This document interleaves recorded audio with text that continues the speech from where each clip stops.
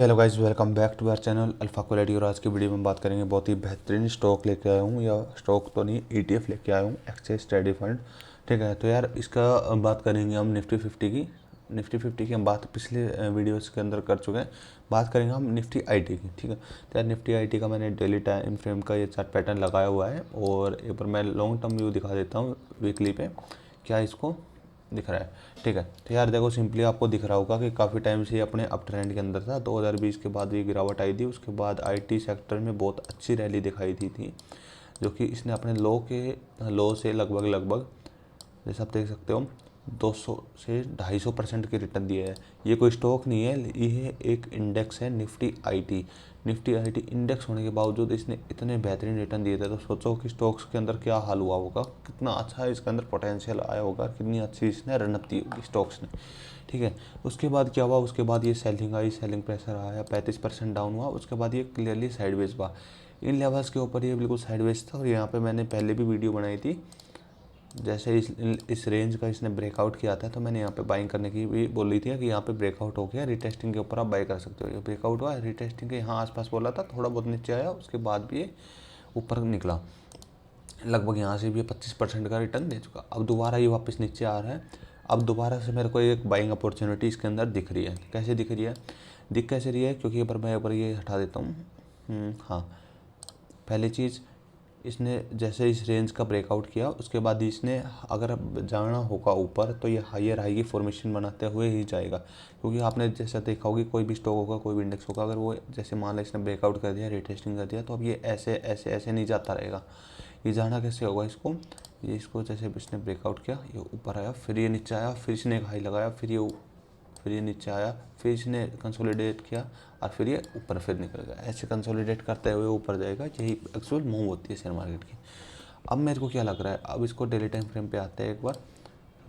Daily time frame पे चलते हैं और देखते हैं कि क्या इसके अंदर प्राइस एक्शन हो रहा है। अब मेरे को क्या दिख रहा है, मैंने यहाँ पे इस लेवल्स के ऊपर मैंने कुछ बाइंग ऐड कर ली थी ईटीएफ के अंदर। ईटीएफ आपको जिसको पता होगा उसके लिए अच्छी बात है, नहीं तो मैं आपको बता देता हूँ ईटीएफ क्या होता है। ईटीएफ एक तरीके से इंडेक्स होता है। इंडेक्स को हम बाय करते हैं कैश के अंदर, तो हम ईटीएफ्स बाय करते हैं उसके।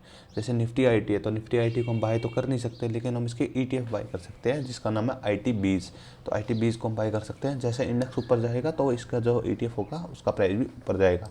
ठीक है, मैंने लगभग जब ऑल टाइम हाई से इस रेंज के ऊपर था, लगभग 10%। तो 10% एक अच्छा लेवल होता है किसी भी इंडेक्स के अंदर बाई करने का, अगर वो इंडेक्स अगर स्ट्रॉन्ग है तो। अप ट्रेंड में, तो ये अप ट्रेंड में था, 10% पे मैंने बाइंग की, और मैंने यहाँ पे इसका एक जोन भी बना लिया था कि अगर ये यहाँ पे नीचे आता है, तो अगला बाइंग जोन मेरा नीचे रहेगा। क्योंकि इंडेक्स के अंदर जितना नीचे आए उतना ही बेटर है। क्योंकि अच्छी चीज़ यही है कि आपको डरने वाली बात नहीं है, क्योंकि ये एट द एंड ये रिकवरी करेगा।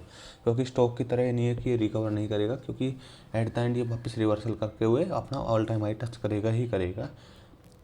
उसमें भले से टाइम लग जाए, लेकिन करेगा ज़रूर। ठीक है, तो मेरे को यहाँ मैंने यहाँ पे कुछ क्वांटिटी ऐड कर ली थी, और मेरा अगला बाइंग जोन ये था। क्योंकि एक यहाँ पे एक रेजिस्टेंस लेवल भी है, और एक रेजिस्टेंस का यहाँ पे ब्रेकआउट भी हुआ था, वापस इसी लेवल के ऊपर है, तो ये एक अच्छा बाइंग जोन था, और मैंने यहाँ पे एवरेजिंग भी करने की सोची थी। ठीक है, तो आज जैसे मार्केट अभी ओपन होगी, अभी मार्केट क्लोज है, तो मार्केट ओपन होने के बाद अगर इन लेवल्स के नीचे का निकलता है, तो मैं दोबारा से इसके अंदर कुछ डाउनवर्ड एवरेजिंग करूँगा।